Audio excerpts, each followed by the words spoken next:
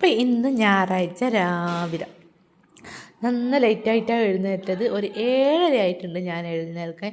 മോള് നേരത്തെ തന്നെ എഴുന്നേറ്റിട്ടുണ്ടായിരുന്നു. എന്നിട്ടാണ് എന്നെ വിളിച്ചുണർത്തിയത്. അപ്പോൾ ഓള് രാവിലെ തന്നെ നല്ല ഹാപ്പി മൂഡിലുള്ള ചെറിയൊരു ഡാൻസിലാണ്. അപ്പോൾ ഇതാ നല്ല കാലാവസ്ഥയാണ്. പുറത്ത് വന്ന് നോക്കിയപ്പോൾ നല്ലൊരു കാലാവസ്ഥ, മഴയല്ലാത്ത വെയിലല്ലാത്ത.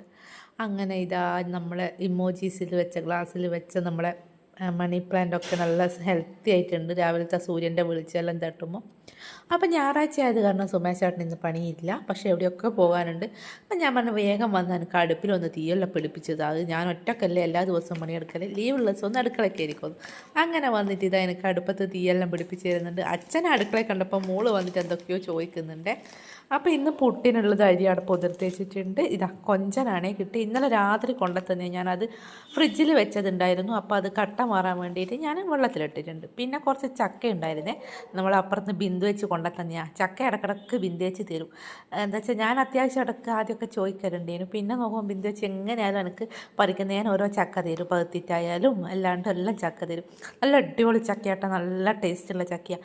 ചെറിയ ടൈപ്പ് ചക്കയാണെങ്കിൽ നല്ല ടേസ്റ്റാണ്. അതങ്ങനെ മുറിച്ച് മഞ്ഞളെല്ലാം ഇട്ട് ഞാനത് അടുപ്പത്ത് കയറ്റിയിട്ടുണ്ട്. പിന്നെ കേബേജ് തോരനും ഉണ്ടായിരുന്നു. അങ്ങനെ ഇത് കുറച്ച് അധികം നുള്ളാനുണ്ട്. കൊഞ്ചൻ നുള്ളിക്കൊണ്ടിരിക്കുമ്പോൾ അമ്മ വിളിച്ച് പറഞ്ഞ കറി അമ്മ കൊടുത്തു വിടുക സുമേശേട്ടൻ്റെ അടുത്ത്. അതുകൊണ്ട് നീ കറി വെക്കണ്ടെന്ന് പറഞ്ഞു. അതുകൊണ്ട് ഞാൻ കൊഞ്ചനപ്പാട് ലേശം എടുത്ത് പൊരിച്ചിട്ട് ബാക്കി നാളത്തേക്ക് മക്കക്കാട വെച്ച്. ബാക്കിയുള്ള കൊഞ്ചൻ്റെ തല ഞാൻ വേറെ തന്നെ എടുത്ത് ഞാനത് ഫ്രൈ ചെയ്യാമെന്ന് വെച്ചു. അപ്പോൾ ചക്കയിലേക്ക് വറവിട്ടിട്ടുണ്ട്. ചക്ക വറവിട്ടപാട് ആ പാത്രത്തിൽ തന്നെ കൊഞ്ചൻ്റെ തല എടുത്തിട്ട് വാട്ടിയിട്ട് ഒരു മുളകിട്ട പോലെ ആക്കി വെച്ച് കുറച്ച് ഉള്ളിയെല്ലാം അടിച്ചിട്ട് അങ്ങനെ പണിയെല്ലാം കഴിഞ്ഞപ്പോൾ എൻ്റെ കുളിയും അവിടെ കഴിച്ച് വെച്ചിട്ടുണ്ട്. പിന്നെ നല്ല വെയിലായത് കാരണം മക്കളെ യൂണിഫോം ഒക്കെ ആറിയിട്ടുണ്ടായിരുന്നേ. ഡ്രയറിലിട്ടിട്ടാണ് ഇട്ടതെങ്കിലും നല്ലപോലെ പെട്ടെന്ന് ആറി കിട്ടിയിട്ടുണ്ട്. അങ്ങനെ ഞങ്ങൾ ഫുഡ് കഴിക്കാനിരുന്നു. കേബേജ് തോരനും ചക്ക വറവും ചോറും കൊഞ്ചം പൊരിച്ചതുകൊണ്ട് തല വരട്ടിയതുകൊണ്ട് പിന്നെ അമ്മ തന്നുവിട്ട കറിയും ഉണ്ട്. അപ്പോൾ ഇന്നത്തെ ഊണ് അങ്ങനെ അങ്ങ് കുശാലായി.